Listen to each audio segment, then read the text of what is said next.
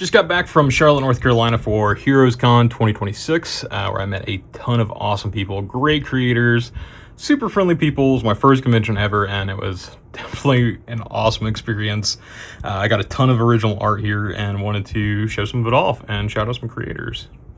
So to start with something that was awesome, this is by Abel, Juan, Gonzo, and this Captain America piece is just spectacular.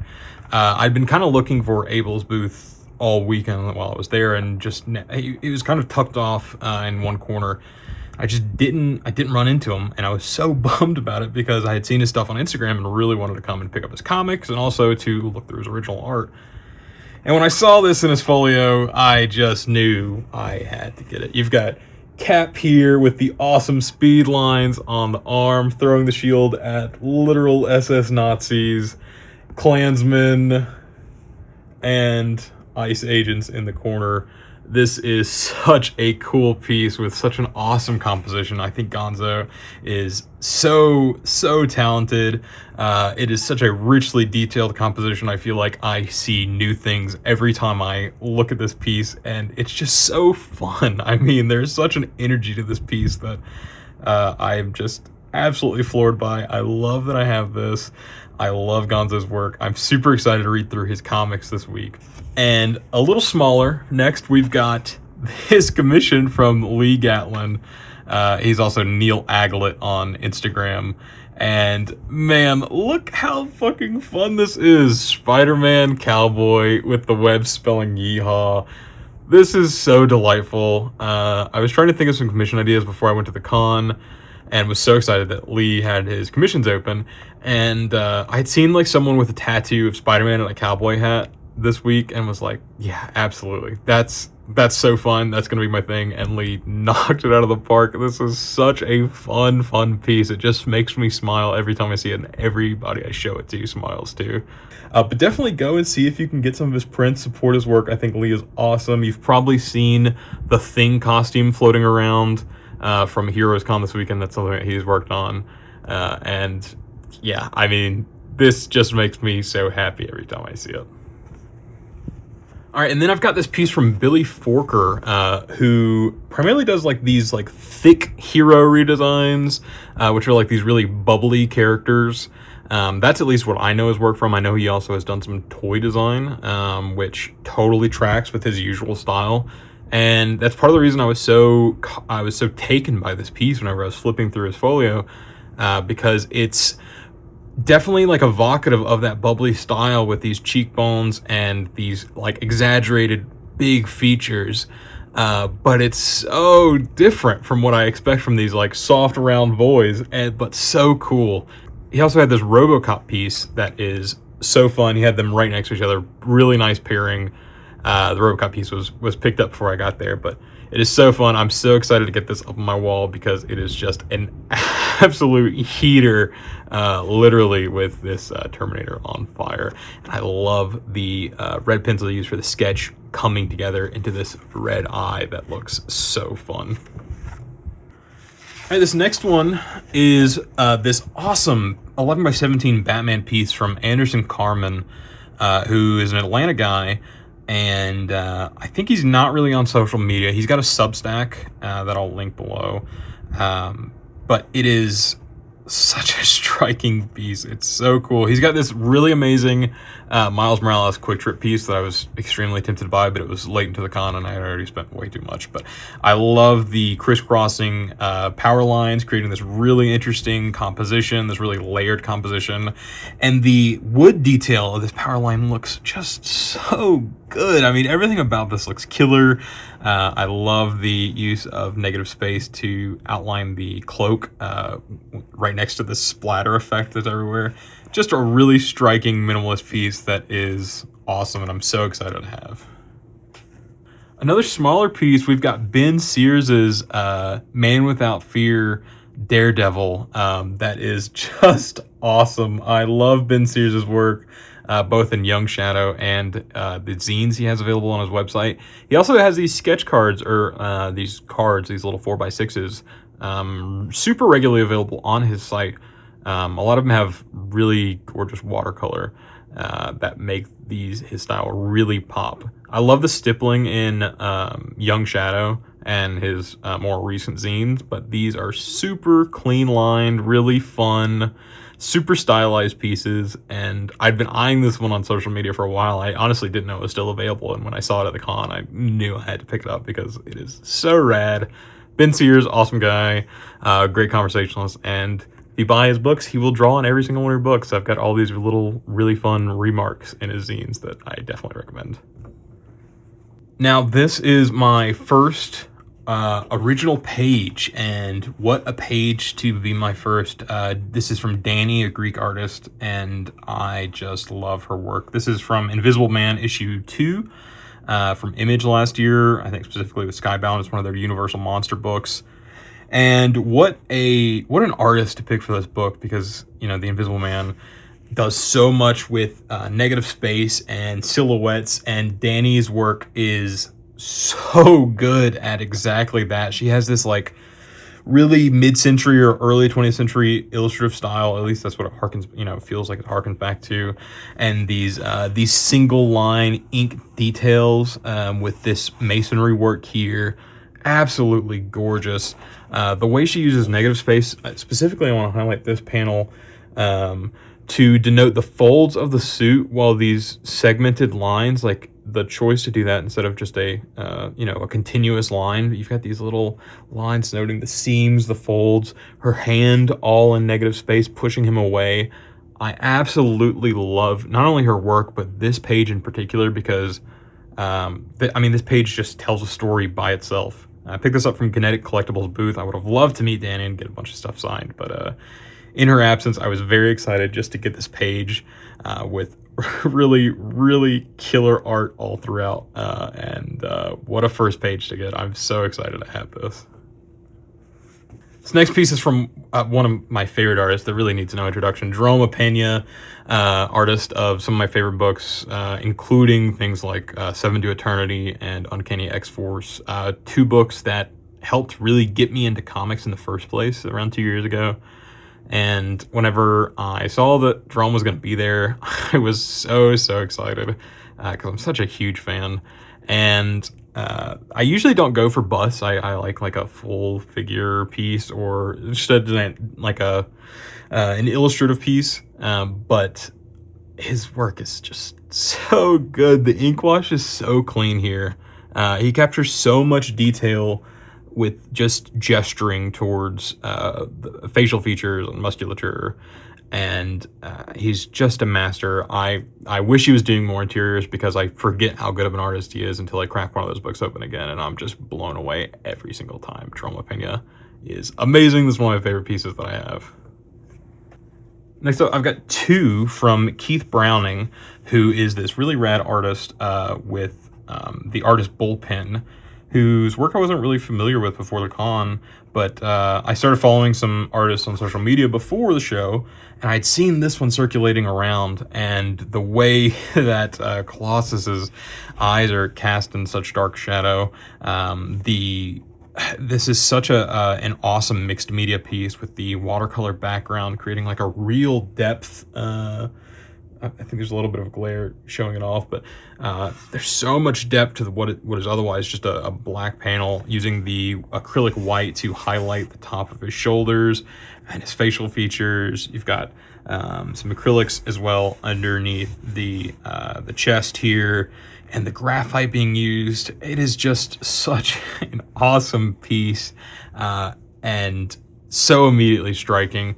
And that's to say nothing of this Power Man Luke Cage piece that does such a killer job with markers here on the shadows of his face. I love the really fine line hatching on the shadowed side of his face that just looks so good, almost like a more traditionally like cartoon style, but so killer. Keith Browning was awesome. I chatted with him and his wife at the booth, and they were really, really, really lovely people. All right, and then next we've got another twofer from Tony McMillen. who I've been a fan of his work, and I've been meaning to check out his books, and was super glad to pick some up at the show. But these two pieces really immediately caught my eye. This small Wolverine is just like so killer. It has got so much energy to it. Like really, the brush strokes just leap off the page in all of McMillen's work. And one thing that I really liked that I didn't notice at first was the way that what appear to be fingerprints are used, like inky fingerprints, to add texture and some variance to the piece right here and along the face. That just looks so good. He's got another Wolverine piece that I have been kicking myself for not buying at the show. And actually just reached out to him on social media. He was like, hey, is it still available? I'd love to pick it up. I bought this. I love this piece too because I'm such a big fan of Batman Year One, obviously, and this is such a fun send-up in his own style of Mazzucchelli's really, you know, like iconic piece that has been used for some of the collected edition covers. But so good. I love the inkworks here. It is very, like, it is a clear send up of that piece while still adding McMillen's energy to it that I think is just outstanding, and I'm so excited to get this up on the wall. All right, and next I'm starting with the prints I picked up from Kevin Betou, which are so fun. There's a lovely ring light glare here. This Good Kid, Mad City.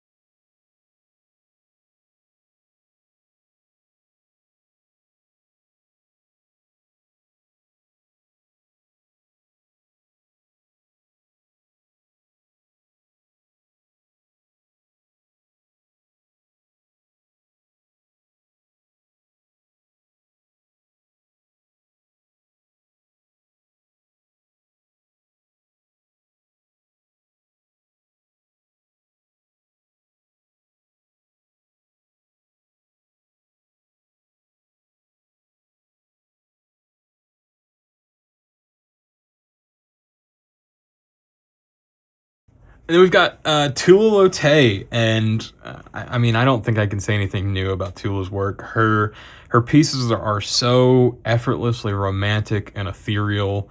As I understand it, there are some pages where she will cut out the specific panels rather than selling the entire page. She does still sell pages as well, but we'll cut out specific panels and just sell the panels as cheaper pieces. And yeah, if given the opportunity to pick up a Tula piece, I had to go through it. I looked through all the panels, and this one really jumped out to me. It's got Barnstormers written on the back, but I couldn't find the panel from Barnstormer that this was referencing. I don't know if it was from an unpublished piece or from something else entirely.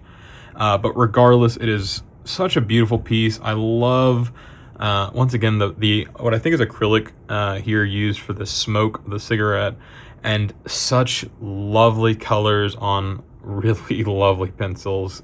Tula was an absolute delight to talk to. She was so nice and so pleasant to everyone that came through, and her art bin is like filtering through masterpieces. I love her work and I'm so excited to get this framed up. These next two pieces are from Anya Driffill, whose work I was not familiar with before I went. But I had seen her on social media and some of her zines, and was really excited to pick these up. This is done on like a thick poster board. I thought it had a backing board whenever I picked it up. But Anya does this really killer fine lined, like minimalist sketching, which just looks so good. A lot of times with fine line, I really like fine line artists, but a lot of them do like a really heavily detailed piece. And Anya just does a killer job of capturing forms and people, and in this case, you know, plants. Also in her zine, she's almost has like it's a very, I don't know if it's a noir. I haven't read it yet. I'm very excited to read it. From Bad Sex, and there's another one that I picked up whose name is escaping me, that I'm so excited to read because her line work is just killer.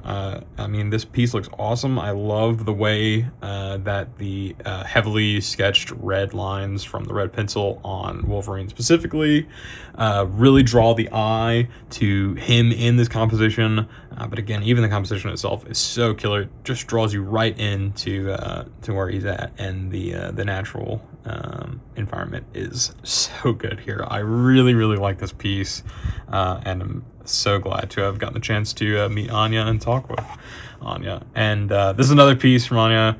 They had this this included in the folio were these little USPS sticker labels, and I could have bought every single one of them. They're so cute. I love the color choice here. The yellow looks so good, especially with that, again, that red pencil undertone, tying it perfectly in with the red of the label itself. It looks like such a fun piece, and her work is so delicate here. It's really an incredible piece. I'm tempted to throw the sticker on something, but I'm too scared. It looks so good. I think I just need to frame it as is because, man, what an awesome little sketch.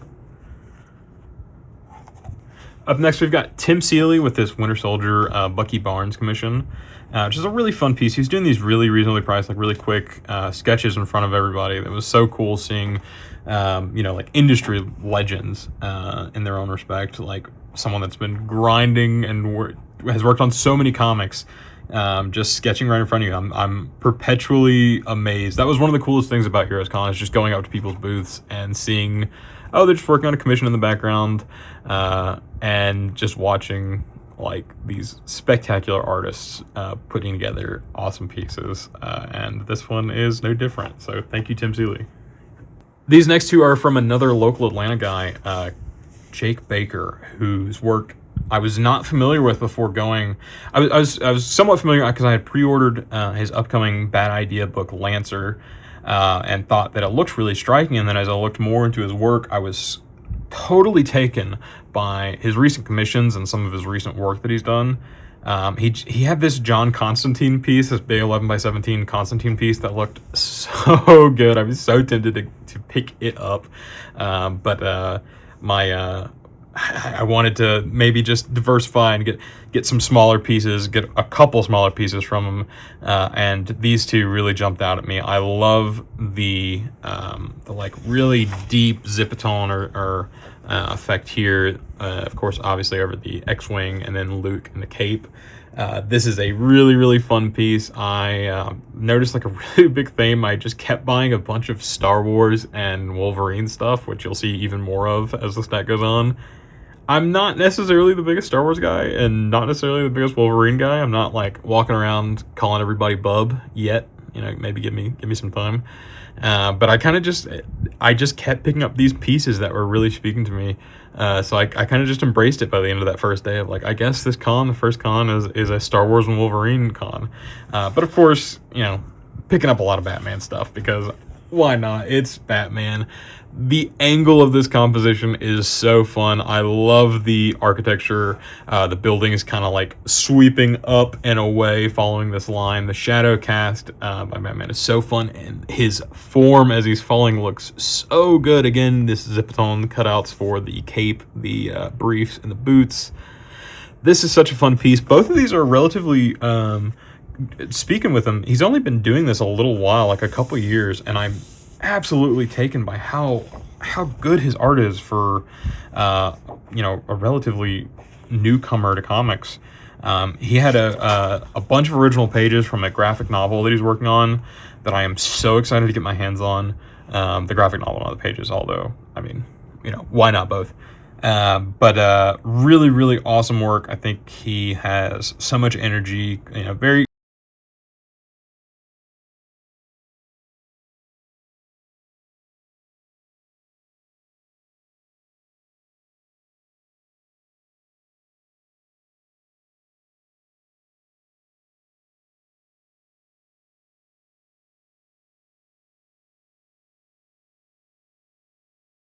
All right, this next one, I got two pieces from, one of them was a commission from Anthony Haddix. This was the piece I commissioned, which is this Darth Vader piece. He had a couple slots. I think I maybe grabbed like the last slot, like the weekend before the con. I reached out and was like, hey, do you have any more spots? I'd love a Vader commission. Didn't really have any other requests, just Darth Vader, and let him work his magic. And this looks so good. I love the silhouette implied, Death Star and planets up in the corner. This whole background with this these sweeping lines adds such a rich textural depth to the piece. One thing that I really am taken by is the way his inks on the tunic, or whatever Vader's like undergarments under the armor are. It totally captures that that texture that you see in the movies and everything else since then, with such I lack the vocabulary to really describe how good it looks, but the fabric texture work is killer. And the composition's great because you've got these flowing lines in the background that add all this depth. They also follow the same curve of the cape itself, with the saber kind of acting as this like perpendicular line drawing your eye up further. It's such a good piece. I really like it. He was like, oh, sorry I didn't do a more dynamic piece, and I'm like, no, this is so good. I love this pose. It looks so killer. He included some of his preliminary sketches as well, and they, surprise also look killer because he does killer work. I also grabbed this Gundam piece from him. I recently started reading the Mobile Suit Gundam Origin manga and kind of fell in love. It's such a fun book with really great art, and I think that Haddix just does such an amazing job. I first got turned on to his work because he, I think it was an X-Wing piece that he had, and I think all of his work is really good. Check out Konax. I'm really excited to read that comic. I picked up both issues at the show, but I think his inorganic forms, with whether that be heavily armored like Vader, or ships, or this Gundam or other mecha or robots, look so good. He had so much life to these inorganic forms that just really make them leap off the page. Again, I lack the vocabulary to really explain why it feels that way, but the hatching here looks so good. I love this piece. He had another Gundam piece that I was honestly gunning for, but someone else, Comic Cam on Instagram, picked it up right before I got there, and it went to a good home. But man, Haddix does really killer work. I'm really excited to see what he's got next, because great artists make great art again and again. Up next, we've got an original from Raymar Brunson. He's been doing a lot of really cool indie books along with Kevin Catalan, who I've got a Kevin Catalan commission coming in. He wasn't able to finish it for the show, so I'm excited to get that mailed in. But this Wolverine piece, again, I just kept accidentally finding all these Wolverine pieces that I really liked. And this like battle damaged Wolverine looks so good. It's such a fun pose. The splatters look killer. Once again, it looks like maybe either a brush or maybe some inky fingerprints used to create these really fun textures across his shoulder.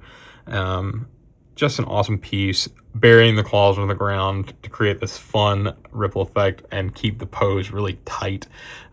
This is an awesome piece. I'm really excited to read more of Raymar's work, and to see what's next with him and with Kevin. All right, up next we've got this really fun Spider-Man piece from Jeremy Hyler, who has this upcoming book I grabbed the ashcan of, Virulent. That looks awesome. Jeremy's work, super cool. I could have sat there and flipped through his folio for a very long time. Super pleasant to talk to. Had a great conversation about him, his art, his book, and I think that this is just killer. The web looks so good. I've listened to like interviews with Todd McFarlane talking about how he kind of screwed himself by making these really elaborate webs that were just like way too detailed. And he's like, I finished the page and then had to spend the rest of the day just doing the web. And this has got to have been the same thing. The web is so intricate, not only in its form, but also in the detail of each little kink as it loops around the page. It looks so good. I love this piece. Jeremy Haller, awesome work. I'm really excited to see and to read his book as well. All right, next we've got some of my favorite. I went overboard with this because he just had a lot of awesome art, and he's one of my favorite artists. It is, of course, Jesse Lonergan, who had these really, really cool, quick, direct ink to paper sketches. This for the Huntress looks so good. I'm already a huge fan of Jesse's style, and even without his dynamic page compositions and awesome paneling, Jesse just puts like these really cool figures together that are like so interestingly proportioned and shaped, without even being like that exaggerated or that crazy, but they just like are so like visually compelling, whether that be these huge hairs, these huge hairstyles, or these really interesting, like kind of minimalist expressions. Madame Mask here especially looks so good. I love he's done a lot of stamp commissions where he uses stamp work. Here they're kind of being used, especially right here, as like almost like a Zipatone analog. But he does a lot of work with stamps being used to actually create the shapes of his pieces in a way that I think are awesome. We've also got this, once again, Wolverine piece that looks so good, so much fun energy. Like it just feels like the ink is being flown exactly where it needs to on these little 9x12s, and just finding their home to create this really awesome piece. And then this amazing Magneto here.